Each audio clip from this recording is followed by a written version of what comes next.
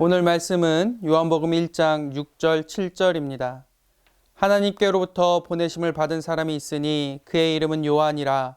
그가 증언하러 왔으니 곧 빛에 대하여 증언하고 모든 사람이 자기로 말미암아 믿게 하려 함이라. 아멘.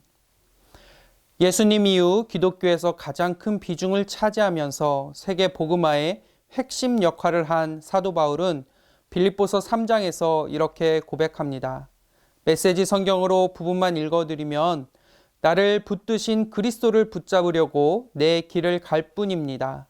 하나님께서 우리를 손짓하여 부르시는 그 목표, 곧 예수만을 바라볼 뿐입니다. 아멘.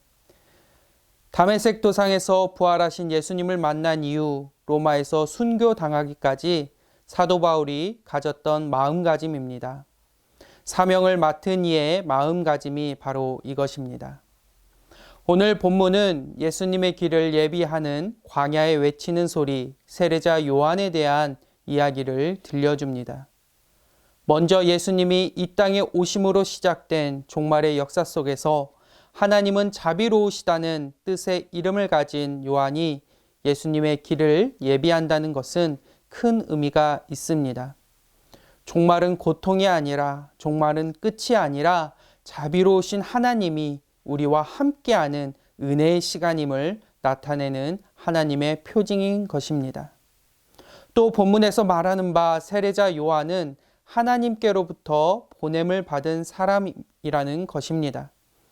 그렇기에 그는 자신의 유익을 추구하지 않고 평안하게 살아갈 수 있었던 그 상황을, 그 환경을 버리고 사명을 감당하기 위해 모든 안락함을 버리고 광야로 나가서 낙타 털옷을 입고 메뚜기와 석청으로 연명하면서 세상의 빛으로 오실 예수님을 예비하면서 살아갔습니다.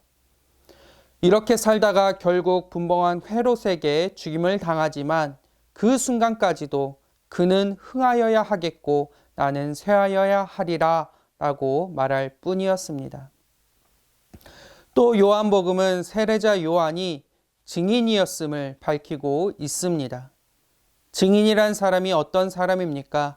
자신이 직접 보고 들은 바를 사실에 입각하여 증언하는 사람입니다. 여러분은 증인이십니까?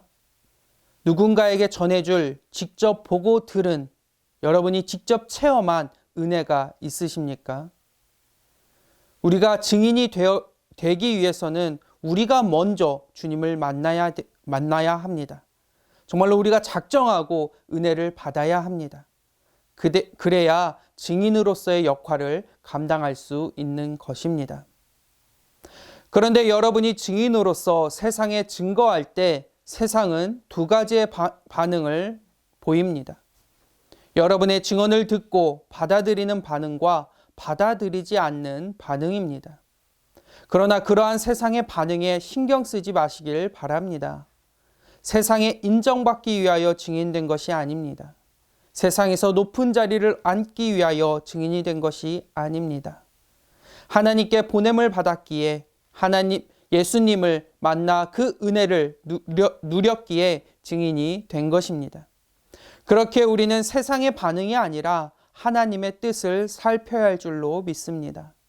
그리고 그 뜻을 묵묵히 실행할 뿐입니다.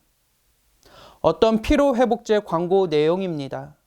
스쿠버 다이버 부부의 실제 이야기를 중심으로 만든 광고인데 그들은 시간이 날 때마다 바다에 들어가서 쓰레기를 줍는다고 합니다. 이에 PD가 그 부부에게 묻습니다. 이 넓은 바다가 그런다고 회복될까요? 그러자 부부가 대답합니다. 최소한 우리가 지나온 길은 바뀌잖아요. 우리가 아무리 노력해도 세상에 영향을 주지 못할 수도 있습니다. 그래도 최소한 우리가 지나온 길은 변할 줄로 믿습니다. 그리고 세상은 몰라줘도 하나님은 우리의 노력을 아십니다. 그걸로 충분하지 않겠습니까? 그렇게 오늘도 내가 해야 할 일에 최선을 다하며 내 주변을 조금씩 변화시키는 우리 모두가 되시기를 주님의 이름으로 축복합니다.